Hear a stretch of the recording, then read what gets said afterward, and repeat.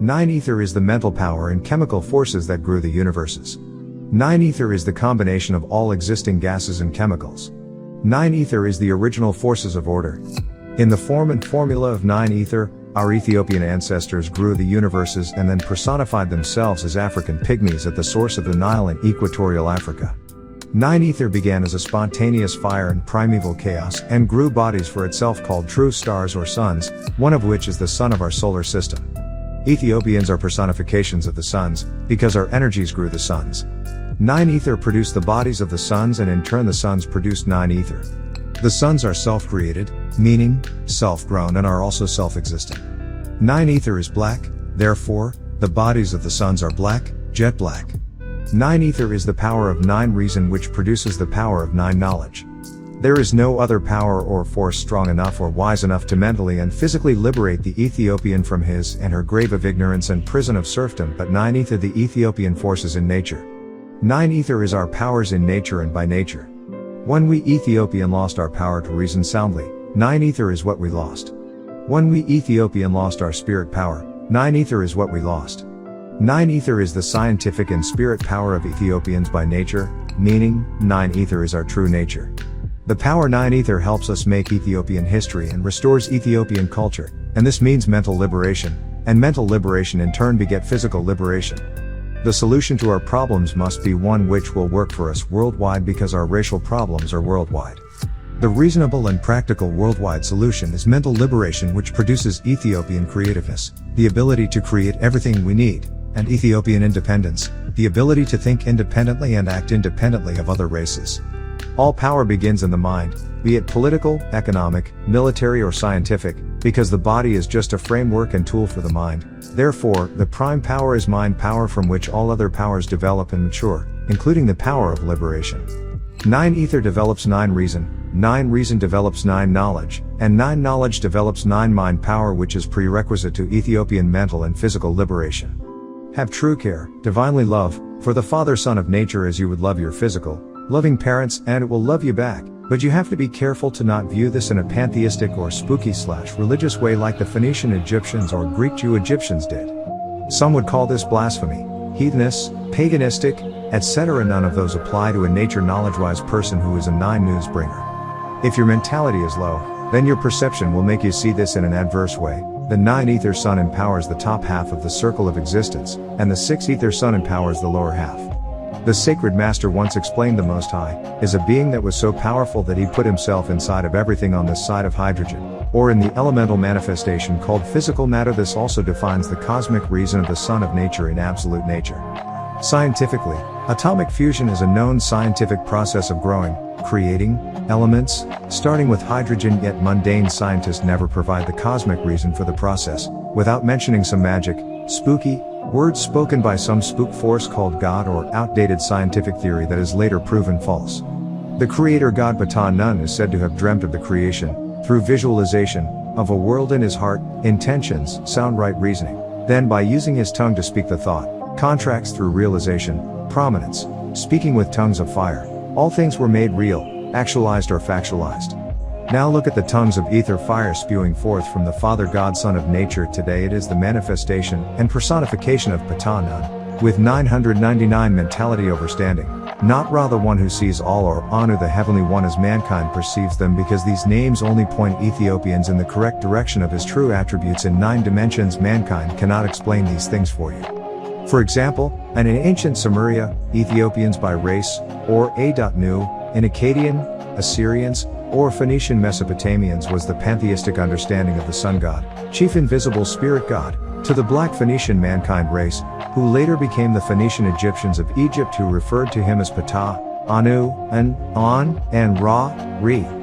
The Ethiopian Tarites who migrated to that area of Asia and many other locations of the planet since time immemorial, taught the Phoenicians their culture, laws, sciences, etc., but because their brain capacity or mentality was limited to 6 in space, 6 in matter, and 6 in time, it led to the philosophy science called pantheism, a tainted form of what the Ethiopians taught them, because the negative forces of nature deemed time for this occurrence to exist in the winter season of almighty nature. For example, theirs laws and codes were originated from Tarites from Africa, but they still in time and mind turned these common laws that aligned with almighty nature, cosmic or universal law, into draconian laws, Six Ether Ushumgal law. The lawgiver was Hammurabi, king of Babylonia, who conquered all of Western Asia around 2100, 2100 BC and even went to Europe on his strength and influence. Hammurabi is called Melchizedek in the Bible, Genesis 14 chapter 18 and 19 verses, St. John 8 chapter 56 verse, Hebrews 6 chapter 20 verse, Hebrews 7th chapter. Abraham was Phoenician people and the Jews adopted the name. The laws of Hammurabi, sometimes called the Code of Hammurabi, were not originally his work, but he developed and established the laws and codes that were originally made by the original Sumerians of Mesopotamia and Babylonia and passed on the peoples of Euphrates and Tigris rivers. The original Sumerians who originally created the laws were African pygmies. Hammurabi was Bedouin, and the Bedouin were a branch of the Phoenician people. Hammurabi, Melchizedek, was an incarnation of the sun god Marduk, sometimes called Anu and Elyon. Hence, the laws of the Old Testament of the Bible came from the books of Hammurabi, and the story of the divine exodus of the Jews came from the conquering power of Thothmoses I. Hammurabi opened the way for more Caucasian immigration from Europe to Asia, and even set the stage that led to the Jews' invasion of Egypt. All of this means that the history of the Bible is mainly based on Egyptian and Babylonian histories, cultures, and mythologies. The books of the Old Testament of the Bible were compiled by the Greeks, and the books of the New Testament were compiled by the Romans. This was all some of the necessary features of evolution, the death cycle, specifically, the last 6,000-year moon, sin, cycle in the Virgo epoch, which is why the Phoenician Mesopotamians or Babylonians and the Phoenician Egyptians made idols of their gods in a static, non-moving way, just like the moon is a non-living, one-faced, dead celestial body in the sky. Remember, this includes Ptah and Ra of the Phoenician-Egyptian pantheon, not to be confused for the Ethiopian-Egyptian cosmology, who they limitedly represented bound up like a mummy, just like Ethiopians were mentally bound by religion. The nine-ether sun appointed by the one supreme being, absolute nature, is a new Ethiopian. The sun god Ra, same as Ptah, Jupiter, Uranus, and Zeus, is the six-ether representation and manifestation of the one supreme being, absolute nature. Nature is royalty, negative at one time and positive at another time. Nature is reality, material and physical matter as well as matter in the forms of energies and activities, and all realities can be experienced by way of reason, reasonability, and rationale, except the primordial state or chaos of matter. To the Mesopotamian Phoenicians, Anu's sacred number was 60, which is limiting, if indeed 9 is the ruler of all digits. Thus Anu, to them, is the six-ether or six-dimensional sun god who is a spirit ruler down through evolution that they came from or give allegiance to. Remember, the sun and all universe orbs emanate six ether on the entire bottom half of the circle of existence starting at point 6 west. Now, apply the same overstanding to the Phoenicians. Six ether mankind, pantheists, gave their culture to the Caucasians. Three ether mankind, religionists, worshippers of the spirit dead under Osiris. They did not have the mental capacity to fully understand what was being taught to them. Thus they understood, and many Ethiopians got spellbound by their misinterpretations called pantheism and its spawn, religion, spookism, unto mental death. It stands to 9 reason that the moon god Osiris, same as Sin, Nana, Swen, Zun, Siva, Tahuti, Hermes, Anubis, is the three-ether representation and manifestation of the one supreme being, absolute nature and scientific death of deaths. Note, ghost forces, G-hosts, are plural in power and purpose, as all ruling, programming, and controlling spirit powers and forces. It is indeed Osiris who is the ghost god of the dead, Caucasians, who influenced the writing called the Ghost Spells, produced from the original of the 4, St. John, or all 4 from a 5th book, the Osiris Egyptian Book of the Dead, which the public has never seen. The Egyptian Book of the Pyramids, the Cemetery, and Book of the Dead, the Bible, were magnified by Tahuti, sometimes called Thoth or Hermes Trismegistus, the moon god, also known as Anubis. The Caucasian race is Dracula who lives by the scapegoat doctrine. The satanic scapegoat doctrine maintains that the ghost, the god and spirit of the Caucasian race, must survive by killing the living to obtain their blood, because ghost has no blood, life fluid, of its own, and it loves, most of all, the blood of the woolly-haired people, for theirs is the richest by nature of all blood on the planet. So the dead, the ghost of Dracula, the Caucasian race, creates conditions called captivity and slavery, so that it may have victims whom it can conveniently prey upon whenever it needs additional blood for life.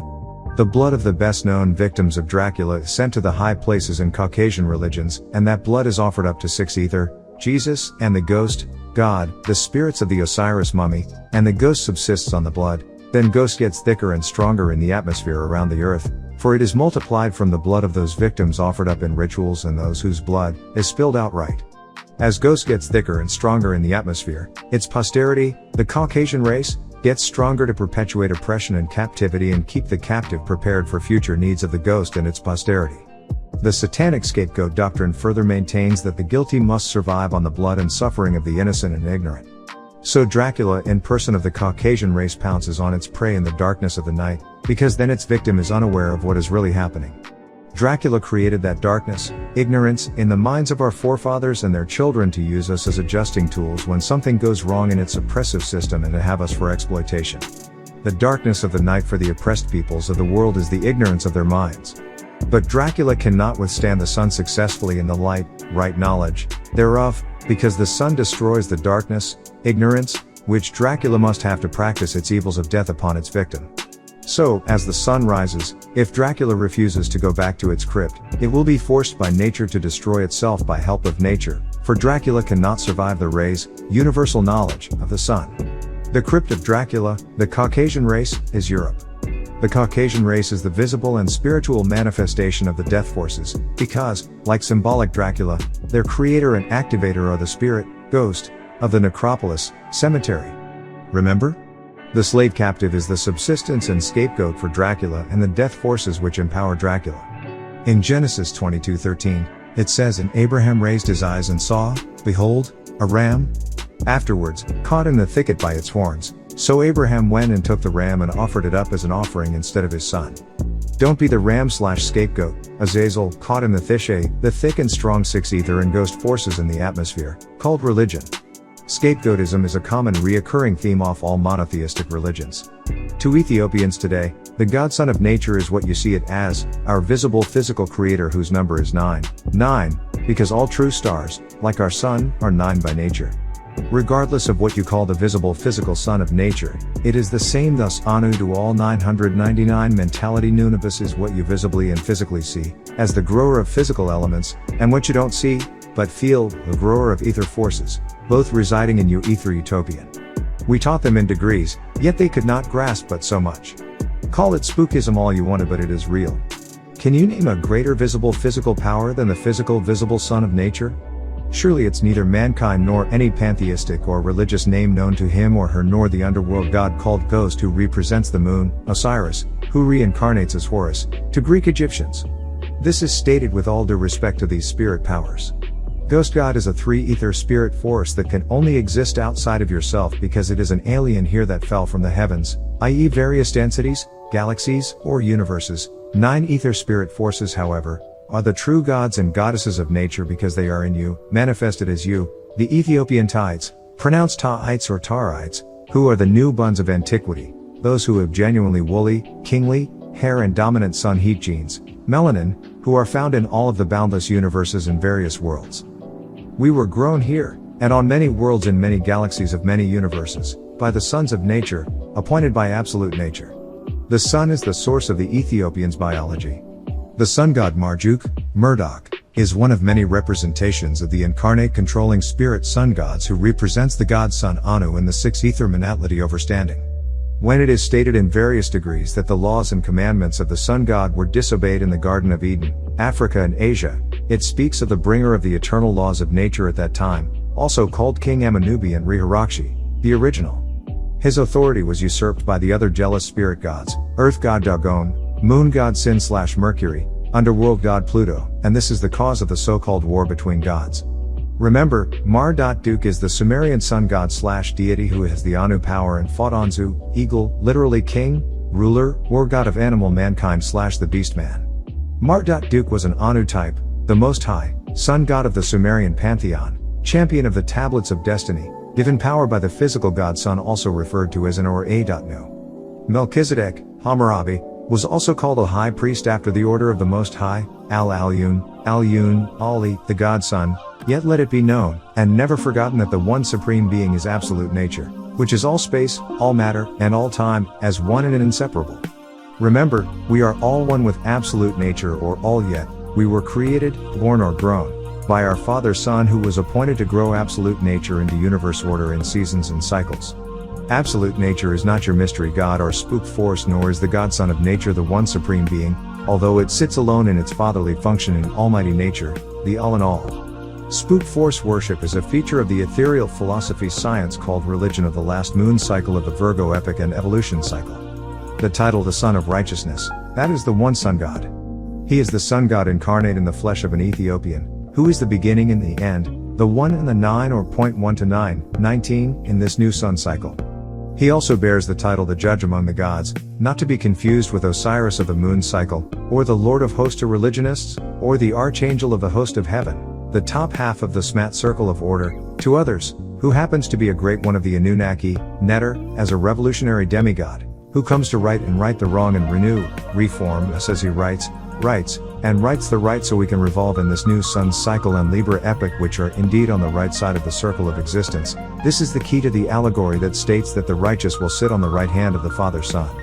The sun on the right is Autumn Re, 9 Ether birth, the sun on the left is Amun Re or Amun Ra and Osiris, 6 Ether, death, and ghost, death of deaths. When we say a divinely chosen 9 ethereal being incarnate in human flesh, as we all true 9 mind, 9 reason grown Ethiopian Tarites all are, so we mean one of us who is appointed of the Son of Nature, our God Son, as a Sun God and who acknowledges absolute nature, the one supreme being, the chief Nunibu, Nunibu, Nun plus Nimbus, or King Demigod. He is who he is, yet he is known to many, and known by many names. He has no one name or appellation, for he is the undifferentiated, uncategorized, one indeed. He is who he is. Don't get stuck on names, he assumes the names of now. He is the manifestation of our collective wants and needs, our chief soul who can exist on any degree of the circle of space matter on time of 720 degrees by the appointment of absolute nature. Thus he represents the soul of Ethiopians, ether.beings, nu.boss, as a whole he has the Anu power. He really has no name, yet has manifested in humanoid form for the benefit of all humans, yet in particular, the Ethiopian race, most of which were taught by Ghost God, the Moon God Sin, Leviathan, etc., to only judge things from their limited physical standpoint, or a monetary standpoint, or some other materialistic way and even religiously in a spooky sense called belief and blind faith. There is a shift in the forces of nature. The Ethiopian tide is destined to rise in the revolutionary cycle with the aid of powerful spirit beings, not spooks. They have already facilitated contact and made a contract, with the most intelligent among us, raising him as a demigod. These spirit beings, the agreeable or so-called positive or benevolent ones that ruled in the evolutionary cycle, have to aid and abet him and us as ones who hold them to spiritual contracts by the cycles of nature that we are in right now. They simply have to agree with the powers of this cycle change, Nupu, Nun power or 9 ether powers of sound right reasoning, and the true culture science no 1/9. All that is needed is for Ethiopians to contract with their chosen sovereign chief. Ethiopians by race and mind, our gods are not spook forces, they incarnate for us. God is only a lower ghost concept of divinity trapped in persons, places, and things and encased in tunnel vision, or limited mental perception without sound right reason, 999 mentality. God in the science no one means ghost to yet is used because we speak English. God is a fake concept, unreal and dead, which is why they say you can only meet God when you die. God must be dead for you to be able to see him only in death. How then can he truly have power over the living? Love for the living? Overstanding of the living? Compassion towards the living?